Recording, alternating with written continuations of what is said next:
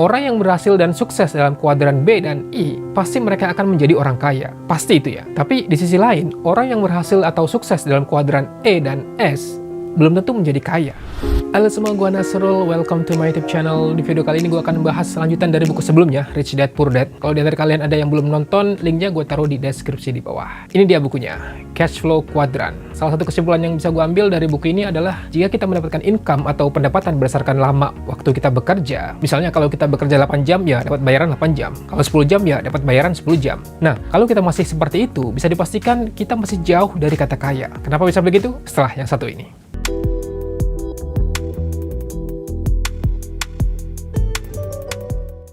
Oke, di video sebelumnya udah gue ceritain mengenai bagaimana step-step untuk menjadi orang kaya, dimana kita harus mengetahui perbedaan antara aset dan liabilitas. Lalu, gunakan uang yang kita miliki untuk membeli aset. Kemudian, untuk memiliki kecerdasan keuangan, kita harus mempelajari banyak ilmu, seperti akuntansi, investasi, hukum, dan perilaku pasar. Nah, selanjutnya dalam buku Cash Flow Quadrant ini akan dijelaskan mengenai pekerjaan apa aja yang bisa membuat kita jadi kaya, dan pekerjaan apa aja yang susah untuk membuat kita jadi kaya. Menurut Robert Kiyosaki, di dunia ini ada 4 jenis aliran cash atau cash flow yang dibedakan berdasarkan dari mana datangnya uang tersebut. 4 jenis cash flow tersebut adalah E, S, B, dan I. E untuk employee atau pegawai, seperti gua misalnya. Yang termasuk dalam golongan ini adalah semua yang mempunyai status sebagai karyawan atau pegawai. Dari mulai office boy sampai direktur, statusnya semua sama, pegawai. Title nggak berpengaruh di sini, karena semuanya mendapatkan bayaran tetap yang udah disepakati sebelumnya. Ada hitam di atas putih antara karyawan dan perusahaan. Kemudian S untuk self-employed atau pekerja mandiri. Contohnya pemilik usaha kecil seperti warung, toko, restoran, dan sebagainya. Tapi nggak hanya itu aja, dokter, pengacara, artis, mereka semua termasuk dalam kategori ini, karena kebanyakan dari mereka adalah pekerja mandiri. Nah, untuk membedakan antara employee dan self-employed adalah kalau employee mereka menerima gaji, sedangkan self-employed mereka menerima bayaran. Lalu gaji kuadran E bisa naik setiap tahunnya, tapi pada dasarnya mereka menerima gaji dengan angka yang udah ditetapkan oleh perusahaan. Sedangkan kuadran S, mereka menerima bayaran atas apa yang telah mereka lakukan. Dan besaran bayaran itu nggak tetap, biasanya berdasarkan lama waktu bekerja atau besarnya pekerjaan itu sendiri. Seperti artis atau pengacara, kalau mereka ada job ya dapat bayaran, kalau nggak ada ya nggak dapat apa-apa. Kemudian B untuk business owner atau pemilik usaha. Yang dimaksud di sini adalah pemilik perusahaan dalam skala besar yang udah ada sistem di dalamnya. Kebanyakan mereka mempunyai banyak karyawan dari mulai level staff sampai direktur. Perbedaan antara pemilik usaha S dan B adalah untuk pengusaha yang berada di kuadran B, anggap aja mereka meninggalkan bisnis mereka selama 1 tahun dan kembali lagi di tahun berikutnya, maka bisnis tersebut masih bisa jalan. Sebaliknya untuk pengusaha di kuadran S, jika usahanya ditinggal selama 1 tahun, kemungkinan besar bisnisnya akan terhambat. Karena apa? Karena orang di kuadran S mereka memiliki pekerjaan, dia yang turun tangan langsung untuk bekerja, meskipun statusnya sebagai pemilik usaha. Nah, sedangkan orang di kuadran B, mereka mempekerjakan banyak orang yang memang udah bisa menjalankan perusahaan tersebut. Kemudian kuadran yang terakhir yaitu I untuk investor atau penanam modal. Orang dalam kategori ini menghasilkan uang dari uang. Mereka nggak harus kerja karena uang yang bekerja untuk mereka. Kuadran I ini adalah area bermainnya orang kaya. Di kuadran manapun saat ini kita berada, kalau berharap suatu hari ingin kaya, pada akhirnya harus memasuki kuadran I ini. Di kuadran inilah uang diubah menjadi kekayaan.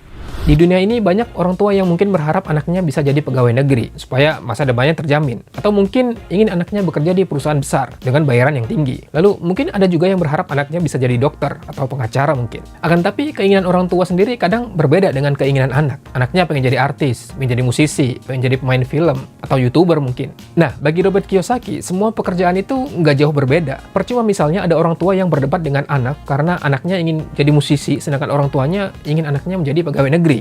Nah, kenapa Robert Kiyosaki menganggap perdebatan itu percuma? Karena semua pekerjaan itu adalah jenis pekerjaan di kuadran sebelah kiri, yaitu kuadran E dan S, di mana pendapatan yang bisa diterima ada batasnya. Karena apa? Penghasilan di kedua kuadran tersebut ditentukan oleh waktu yang kita jual. Semakin lama dan semakin giat kita bekerja, memang penghasilan akan bertambah. Tapi harus diingat, waktu ada batasnya. Satu hari hanya 24 jam. Kalian masih ingat kan cerita buku Rich Dad Poor Dad, di mana Robert Kiyosaki waktu masih kecil mempunyai 2 orang ayah. Yang pertama ayah kaya yang mempunyai pendidikan pas-pasan, SMP juga nggak lulus. Lalu ayah miskin yang merupakan ayah kandungnya, mempunyai pendidikan tinggi dan sukses menjadi pegawai negeri. Ayah kayanya yang mempunyai pendidikan rendah, dia fokus pada urusan bisnis. Yang dipelajari bukan pelajaran di sekolah, melainkan pelajaran dari ayahnya tentang bagaimana caranya menjalankan bisnis untuk mencari uang. Nah, puluhan tahun kemudian, apa yang terjadi? Ayah miskinnya meniti karir sebagai pegawai negeri sampai mendapatkan kepercayaan pada posisi tertentu. Tapi pada suatu hari, dia mempunyai masalah dengan atasannya, hingga membuat dia terpaksa berhenti dari pekerjaan tersebut. Lalu, apa yang dilakukan? Ya, mencari pekerjaan lagi. Sedangkan di waktu yang sama, ayah kayanya udah benar-benar menjadi orang kaya di kotanya. Saat itulah Robert Kiyosaki jadi mikir, apa yang salah dari kejadian tersebut? Hingga akhirnya dia mempunyai kesimpulan bahwa untuk jenis pekerjaan di sebelah kiri, kuadran E dan S, bisa dipastikan nggak akan bisa menjadi orang kaya.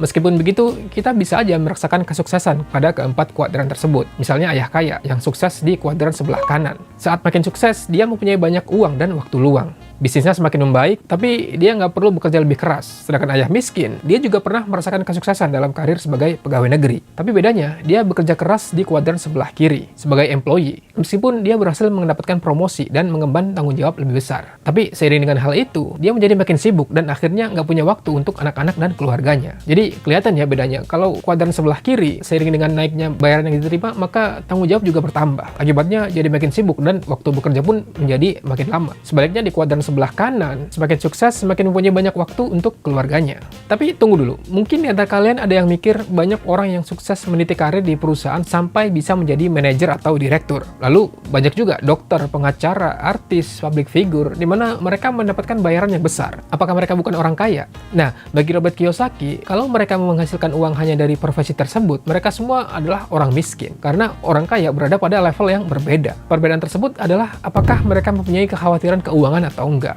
Nah, cara mengukur kita termasuk orang kaya atau enggak pernah disinggung di video sebelumnya, yaitu kalau kita berhenti bekerja selama 1 tahun ke depan, apakah kita bisa bertahan hidup dengan kondisi yang sama? Bisa dibayangin kan kalau kita nggak kerja selama 1 tahun. Katakanlah misalnya seorang dokter, atau pengacara, atau mungkin artis. Kalau mereka nggak kerja selama 1 tahun, gimana nasib mereka? Yang pasti nggak akan ada penghasilan, karena mereka mendapatkan bayaran atas skill atau kemampuan yang mereka miliki. Apalagi kalau pekerja kantoran seperti gua. 1 tahun nggak ngantor, siapa yang mau bayar? Nah, tapi untuk mereka yang ada di golongan B dan I, mereka berhenti bekerja 1 tahun pun masih mungkin akan menerima uang. Dan kebanyakan mereka tetap akan menerima uang dari hasil investasi mereka. Orang yang berhasil dan sukses dalam kuadran B dan I, pasti mereka akan menjadi orang kaya. Pasti itu ya. Tapi di sisi lain, orang yang berhasil atau sukses dalam kuadran E dan S, belum tentu menjadi kaya.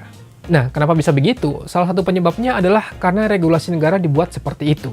Pajak yang dibayarkan oleh pegawai E dan S itu lebih besar daripada pekerja B dan I. Ini juga yang menjadi salah satu alasan kenapa orang kaya menjadi semakin kaya. Karena mereka bisa menghasilkan uang dalam jumlah besar, tapi secara hukum hanya perlu membayar sedikit pajak, atau bahkan nggak sama sekali untuk uang yang dihasilkan. Itu karena mereka menghasilkan uang dari aset mereka, bukan dari penghasilan kerja. Sebaliknya, orang yang bekerja untuk mendapatkan uang seringkali dikenai pajak lebih tinggi yang dipotong dari gaji mereka. Salah satu contoh yang disebutkan dalam buku ini adalah mengenai perbedaan antara pajak penghasilan individu dan korporasi atau perusahaan. Dan dijelaskan juga mengapa sebaiknya kita mempunyai perusahaan. Perbedaan tersebut adalah pertama untuk pajak penghasilan individu. Setelah kita menerima pendapatan, akan dipotong pajak terlebih dahulu. Sisanya baru kita pakai untuk kebutuhan sehari-hari. Tapi kalau perusahaan, setelah menerima pendapatan, uangnya akan dipakai dulu untuk kebutuhan mereka, seperti bayar sewa gedung, gaji karyawan, dan sebagainya. Baru nanti pajak dikenakan dari uang yang tersisa setelah pengeluaran tersebut. Contohnya begini, gua sebagai individu punya penghasilan katakanlah 50 juta per bulan. Nah, besaran pajak yang harus gua bayar dihitung dari 50 juta tersebut. Langsung dipotong dari gaji. Setelah itu, sisanya baru bisa gua pakai untuk biaya hidup sehari-hari. Sedangkan perusahaan, misalnya gua punya perusahaan dengan penjualan atau omset 50 juta per bulan.